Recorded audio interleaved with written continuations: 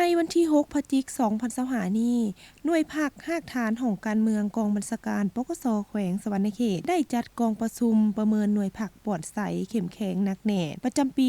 2025ขึ้นโดยการให้เกียรติเขาร่วมเป็นประธานของสหายพันเอกลำพงษ์ไซทองกรรมการประจำภาคแขวงเลขาคณะภาคหัวหน้ากองบัญชาการปกสแขวงสวรรณเขตมีสหายคณะประจำภาคปกสแขวงบรรดาคณะหน่วยภาคภาคฐานคณะหน่วยภาคที่ขึ้นกับคณะภาคภาคฐานคณะหน่วยภาคภาคฐานของการเมืองหัวหน้าจุรองจุและสมาชิกภาคเข้าร่วมสหายพันโทนางพรไซจุลมุนตรีกรรมการหน่วยภาคภาคฐานของการเมืองได้ผ่านบทสรุปตีราคาและการจัดตั้งปฏิบัติแผนการก่อสร้างหน่วยภาคปลอดใสเข้มแข็งหนักแน่นประจำปี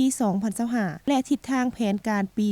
2026ซึ่งหน่วยภาคภาคฐานของการเมืองแม่นหน่วยภาค1ที่ขึ้นกับคณะภาคกองบัญชาการปกสแขวงได้รับการสี่นำพาเอาแนวทางนโยบายมติคำสั่งของภาคมาจัดตั้งปฏิบัติอยู่ในหน่วยภาคของตนผ่านมาคณะหน่วยภาคภาคฐานของการเมืองแม้นได้เพิ่มทวีเวียกงานการเมืองแนวคิดให้สมาชิกภาคอย่างเป็นปกติโดยการจัดตั้งเสื่อมซึมกำแหน่นแนวทางนโยบายระเบียบกฎหมายบรรดามติคำสั่งข้อกำหนดจัดตั้งการเหล่ามูลเสื้อวันสำคัญต่างๆของภาคของรัฐเพื่อเฮ็ดให้สมาชิกภาคภายในห้องมีคุณธาตุการเมืองหนักแน่นมีสติต่อการจัดตั้งเคียงคู่กับการปฏิบัติเวียกงานโดยเฉพาะตามภาระบทบาทสิทธิและหน้าที่ตามความรับผิดชอบเฮ็ดสำเร็จตามการมอบหมายผ่านการสรุปประเมินหน่วยภาคของการเมืองโดยอิงตามหาเนื้อในเห็นว่านำพาด้านการเมืองด้านแนวคิดด้านการจัดตั้งด้านแบบแผนนำพาและวิธีเฮ็ดเวียกด้านปฏิบัติหน้าที่การเมือง